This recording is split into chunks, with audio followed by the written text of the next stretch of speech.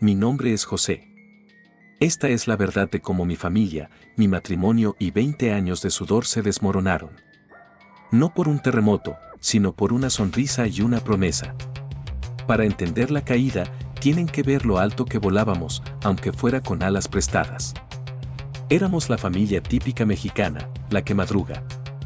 Yo en el turno de noche, María vendiendo sus tamales, que eran una leyenda en el barrio. Y nuestro hijo, Juan, que era la razón de todo.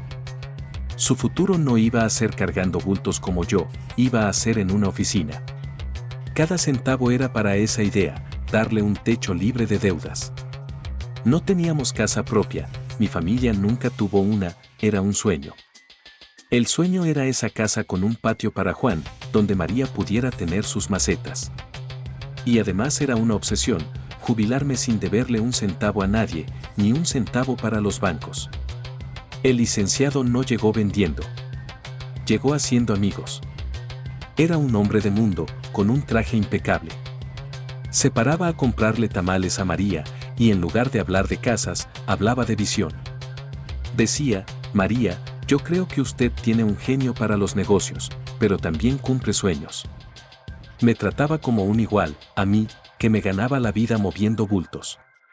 Decía que no era mi culpa estar donde estaba, sino del sistema. Me elevó. Le dijo a María que ella merecía un mejor estilo de vida, no estar frente a una olla de vapor. El regalo más peligroso que nos dio fue la ilusión de estatus.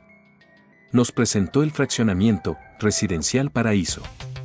No nos vendió concreto, nos vendió una comunidad de élite. Nos convenció de que no solo comprábamos una casa, sino que invertíamos en la colonia. Nos dio un puesto de embajadores en el barrio para invitar a otros vecinos. Nos hizo sentir importantes, como cómplices de un secreto. Me convertí en su mejor vendedor. Y así, sin dudarlo, pusimos los ahorros de 20 años sobre esa mesa de cristal. Y por primera vez en mi vida, no sentí miedo. Sentí que el sacrificio había valido la pena. Esa fue la cima. En ese momento, yo era el hombre más feliz de México. Aún no sabía que había comprado el boleto para la caída más brutal de mi vida. Habíamos entrado en el círculo, y él estaba a punto de cerrar la puerta con llave. La felicidad es frágil. Y la nuestra duró solo los 3 meses de la promesa.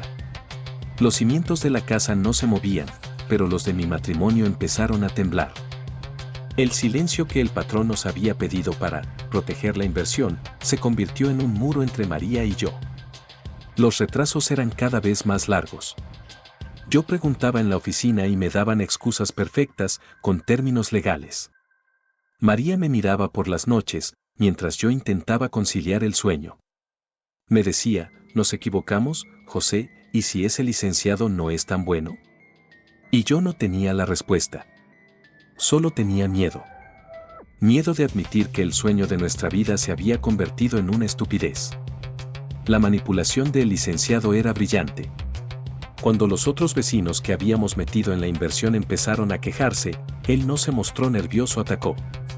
Nos llamó en privado y nos dijo, José, María, los otros no tienen su visión. Tienen envidia. Tienen que ser fuertes por ellos. Si esto fracasa, será por culpa de su pánico. Nos hizo sentir responsables.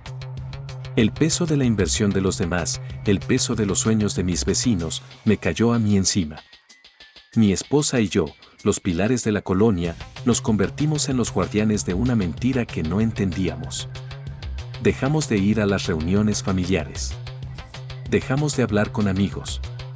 Estábamos aislados, encerrados en nuestra propia vergüenza, solo confiando en el licenciado.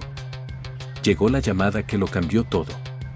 El licenciado dijo que había un problema temporal de liquidez. Que necesitábamos hacer una aportación extra para liberar el dinero retenido. Me habló de porcentajes, de apalancamiento. Yo no entendía nada, solo escuché una cosa, si no lo hacen, pierden el 100% de lo invertido. Le dije a María que era la única forma. Ella me miró con ojos vacíos, esos ojos que habían visto tantas madrugadas cocinando. Hice justo lo que juré nunca hacer. Fuimos al banco, pedimos el crédito, y se lo dimos a el licenciado. En ese momento, no solo perdimos el ahorro, perdimos la libertad. Pasamos de ser gente que luchaba por el sueño, a ser esclavos de la deuda, tratando de salvar una mentira. Lo peor de la deuda no son los intereses. Es la rabia de haber firmado tu propia sentencia de muerte financiera. Al final de ese año, ya no éramos José y María, la familia de los tamales. Éramos solo dos fantasmas esperando el final de la pesadilla. Y ese final estaba a punto de llegar. La deuda nos carcomía. Las llamadas del licenciado se hicieron esporádicas. Yo iba al terreno casi todos los días. Y una tarde, después de mi turno en la bodega moviendo bultos toda la noche, llegué y el letrero no estaba. La caseta de vigilancia estaba vacía. No había ni un alma. Entré. Caminé sobre lo que iba a ser la sala de nuestra casa. El silencio me gritó la verdad, nos había robado. Me senté en el polvo y sentí que algo adentro se rompía. No lloré. Fue la dignidad. La fe en que mi esfuerzo, mi sudor en el turno de noche, podía ganar en este país. Llegar a casa y decirle a María fue el momento más difícil. Ella no me gritó, solo se sentó y se le apagó la luz. Ella no dejó de hacer tamales. Al contrario, hacía más, con una furia silenciosa, para tratar de tapar el agujero de la deuda. Nuestro hijo, Juan, él ya no es un niño. Nos ve a María y a mí como dos ruinas. Y yo, su padre, el que debía ser fuerte, soy el hombre que le entregó el futuro a un ladrón. Teníamos que pagar las deudas del estafador trabajando el doble. La gente en el barrio dejó de comprar los tamales. No los culpo. Ahí es cuando descubres la otra estafa, la de la justicia. Fuimos a denunciar. Éramos una fila interminable de Joses y Marías. El Ministerio Público nos veía como un número más.